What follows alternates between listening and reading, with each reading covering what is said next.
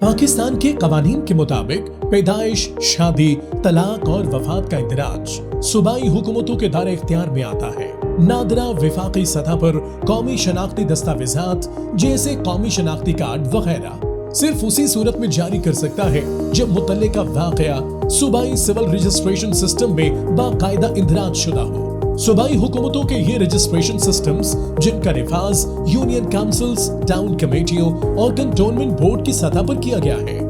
नादरा के मरकजी डेटाबेस से डिजिटल तौर पर मुंसलिक है। इसी तरह किसी भी शहरी की पैदाइश, शादी, तलाक या वफात का इंदराज अगर उन मकामी इदारों में कौमी शनाख्ती कार्ड नंबर के साथ किया गया हो तो वो रिकॉर्ड नादरा के निजाम में खुदकार तौर पर दस्तयाब होता है और किसी भी शनाख्ती दस्तावेज के इजरा या तजदीद के वक्त फौरी तस्दीक के लिए इस्तेमाल होता है। मजीद ये कि नादरा अब शहरियों को सहूलत फराहम कर रहा है कि वो पैदाइश, शादी,